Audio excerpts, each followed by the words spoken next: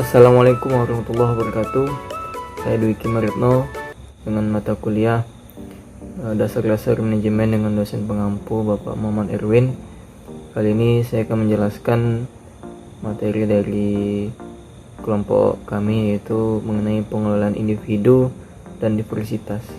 Baik, untuk pertama saya akan menjelaskan mengenai pengelolaan individu, dan selanjutnya nanti akan dijelaskan oleh rekan-rekan saya, yaitu Ilham dan Alma. Terima kasih. Ada 5 hal penting yang akan kita pahami mengenai dari pengelolaan individu, yaitu pengelolaan individu dari perilaku individu itu sendiri dalam organisasi. Yang pertama itu persepsi. Persepsi berasal dari pengalaman masa lalu individu terhadap objek tertentu, manusia atau benda-benda di sekitarnya, sehingga pengalaman tiap individu beragam. Ada 5 faktor persepsi yang akan kita bahas di sini. Itu pertama itu stereotyping. Penggabungan individu menggunakan label atau kerangka evaluasi yang dipelajari di masa lalu sebagai penyederhanaan atas perilaku individu atau kelompok. Yang kedua itu efek halo. Berasal dari informasi umum yang menimbulkan kesan menyeluruh terhadap seorang atau kelompok. Yang ketiga itu proyeksi, menghubungkan karakteristik sendiri kepada orang lain. Yang keempat, harapan. Kondisi mental yang memberikan jaminan kepada individu untuk menemukan apa yang sedang dicari. Yang kelima itu attribution, dampak yang ditimbulkan akibat dari perilaku individu. Hal yang kedua yang kita mesti perhatikan itu adalah sifatnya. Sifat dapat dipertimbangkan sebagai jalan berpikir, berperasaan, dan bertingkah laku. Dalam hal ini cenderung menatap dan menjadi karakter pada diri seseorang. Yang ketiga itu nilai. Nilai ialah tujuan akhir yang diharapkan atau suatu kondisi yang diharapkan muncul melebihi yang lain. Yang keempat adalah motivasi. Secara umum adalah motivasi ialah proses yang melibatkan 3 variabel. Pertama itu drive, dorongan, direct atau tindakan. Yang ketiga adalah maintain. Dorongan alasan yang mendasari pelaku. Sedangkan tindakan ialah upaya dalam diri individu dan lingkungan yang akan diambil dalam untuk mencapai keinginannya. Yang ketiga itu maintenance, daya untuk berupaya mencapai tujuan. Ada 5 teori motivasi yang sangat terkenal. Pertama itu teori hierarki kebutuhan dari Abraham Maslow, teori motivasi dari Herzberg, teori motivasi dari Aldover, teori, dan keempat itu teori motivasi prestasi dari McClellan, teori X dan Y dari Douglas McGregor. Yang kelima itu tentang kepuasan kerja. 2 pendekatan dalam kepuasan kerja. Pertama itu kepuasan kerja akan menghasilkan kinerja yang baik. Lalu kinerja akan menghasilkan kepuasan kerja. Lalu ada komitmen organisasi. Kuatnya pengenalan dan keterlibatan seseorang dalam suatu organisasi tertentu.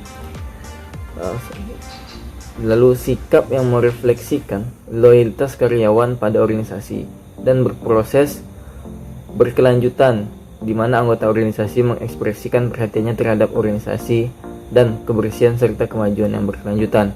Yang terakhir itu komponen komitmen organisasi.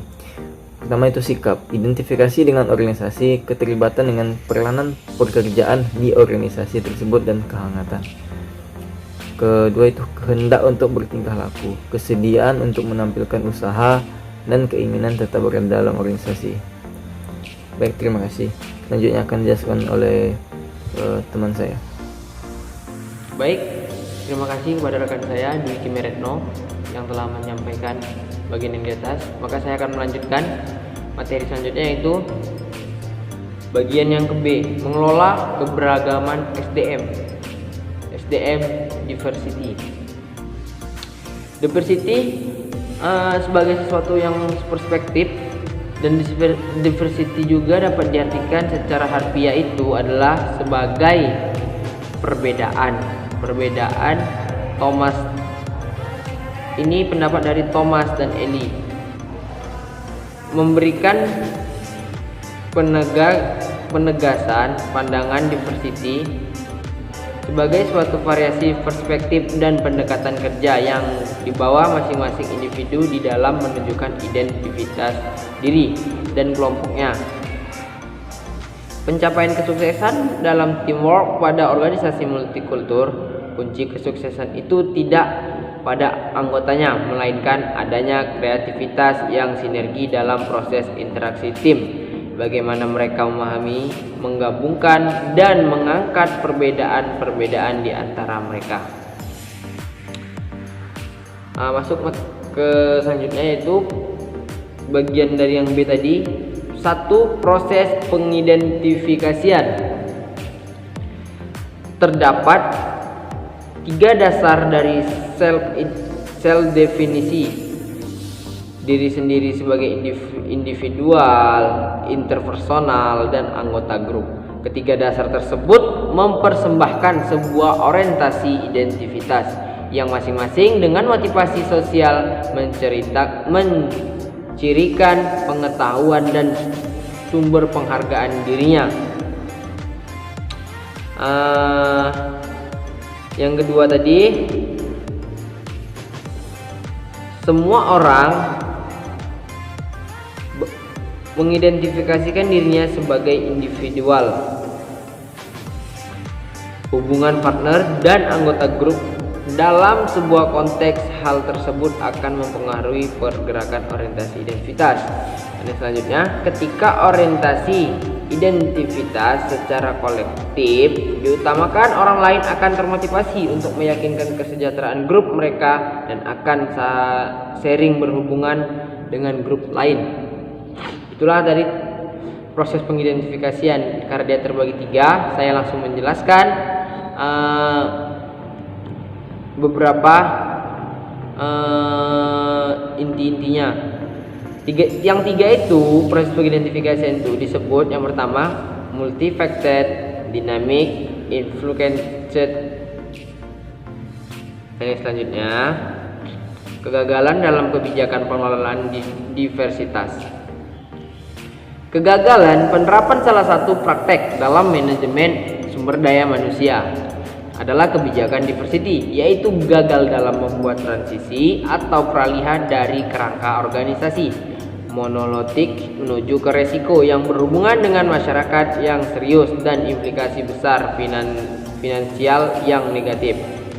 Mereka berusaha untuk menciptakan lingkungan yang multikultur yang sebenarnya tidak pernah terrealisasi.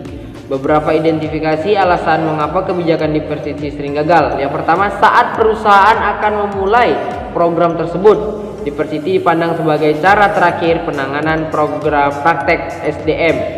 Yang kedua, banyak organisasi memilih program berupa end of the shelf atau one size fits all, jarang memilih program yang berdasarkan pada keunikan kultur. Dan yang ketiga, kegagalan karena hanya terbatas pelatihan saja, tidak pernah mencapai poin untuk merealisasikan dalam praktek-praktek. Manajemen puncak hanya sebatas janji-janji saja, tidak ada usaha dalam mewujudkan, sehingga karyawan tidak termotivasi dalam mempraktikkan yang didapat dari program pelatihan itu. Terima kasih, dan yang selanjutnya akan dijelaskan oleh rekan saya, yaitu Saudari Ridwana. Baiklah, saya akan melanjutkan pembahasan dari materi kelompok kami, yaitu poin yang ketiga, yaitu penerapan perubahan organisasional dalam konteks diversitas. Cox mengetengahkan beberapa sikap secara organisasional yang mengarah ke diversity, yaitu pertama, tentang organisasi monolitik yang berada pada level pengembangan sedikit akan penghargaan terhadap diversitas. Kedua, tentang organisasi pluristik, merupakan organisasi yang dicirikan dengan lebih banyak perbedaan dalam set atau rancangan pegawai karena organisasi dibuat untuk usaha khusus menyewa serta mempromosikan anggota minoritas. Yang ketiga adalah organisasi multikultur, mengandalkan nilai diversitas yang mereka ciptakan dalam pegawai mereka, dan perbedaan anggota digali untuk dapat saling belajar dan mengadopsi nilai atau norma dari grup minoritas. Poin yang keempat ialah kebudayaan versus diversity dalam manajemen sumber daya manusia. Bergeraknya berbagai bidang di era kompetitif secara global ini mempengaruhi berbagai bidang kehidupan manusia, termasuk salah satunya ialah bidang bisnis dan manajemen yang lebih cepat berkembangnya daripada masa silam. Kultur atau budaya mempunyai 3 layers, yaitu layers pertama, behavior symbols, seperti festival dan cara berpakaian. Layer yang kedua adalah attitude, ritual, dan struktur, seperti sikap yang mengarah pada wanita di tempat kerja. Layers yang ketiga adalah core value, belief, seperti etika kerja. Poin yang kelima ialah diversity dalam strategi bisnis.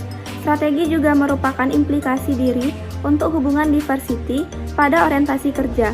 Snow dan Miles mengetengahkan tipologi diversity, yaitu Design Strategic Human Resource Management System. Yang pertama ialah strategi berupa prospectors. Tujuan bisnisnya ialah mengeluarkan produk baru dan peluang pasar. Tujuan SDM-nya menciptakan tempat kerja yang responsif dan sensitif terhadap pasar, serta bijaksana dalam mengasumsikan resiko dan inovasi. Tujuan diversity-nya menciptakan tempat kerja yang beraneka ragam dalam berbagai hal untuk menciptakan kreativitas dan responsif. Yang kedua ialah strateginya berupa defenders. Tujuan bisnisnya meluaskan market share melalui kestabilan, mengembangkan jalur produk secara mantap, volume tinggi, dan orientasi pada harga rendah. Tujuan SDM-nya ialah menciptakan efisiensi dan keefektifan tenaga kerja yang fokus pada produksi produk serta kualitas, sedangkan tujuan diversity-nya ialah manajemen diversity diarahkan pada sosialisasi tenaga kerja ke dalam norma-norma organisasi dan rutinitas. Selanjutnya yang ketiga ialah strateginya berupa analyzers. Tujuan bisnisnya kombinasi dari prospectors dan defenders, menciptakan jalur produk dengan identifikasi produk baru dalam jalurnya. Tujuan SDM-nya ialah menciptakan dan efisiensi serta efektif bagi tenaga kerja yang difokuskan pada produksi produk yang kualitas yang dapat mengidentifikasikan peluang pasar. Dan tentang tujuan diversity-nya ialah mensosialisasikan tenaga kerja ke dalam rutinitas standar, tetapi dengan orientasi grup yang lebih besar dalam mengidentifikasikan peluang pasar dalam pasar tertentu. Selanjutnya, poin yang keenam ialah diversity dalam strategi sumber daya manusia. Dalam hal strategi sumber daya manusia, kadang homogenitas lebih dipandang cocok dalam suatu sistem SDM, misalnya untuk pengurangan biaya. Namun, perlu diingat adalah adanya kesepakatan dan konsekuensi dari praktek serta penerapan diversity dalam organisasi, dan juga merupakan pengelolaan yang terus-menerus sepanjang waktu. Yang terakhir ialah diversity dalam ketidakpastian lingkungan. Cox dan Black mencatat bahwa keefektifan manajemen diversity memajukan fleksibilitas secara organisasional. Jadi, dengan lingkungan yang tidak menentu, maka organisasi yang fleksibel dapat beradaptasi dengan setiap perubahan yang ada tersebut. Oleh karena itu, orientasi pada diversity akan mendukung keadaan seperti yang dijelaskan tersebut. Demikianlah dari pemaparan kelompok kami. Wassalamualaikum warahmatullahi wabarakatuh.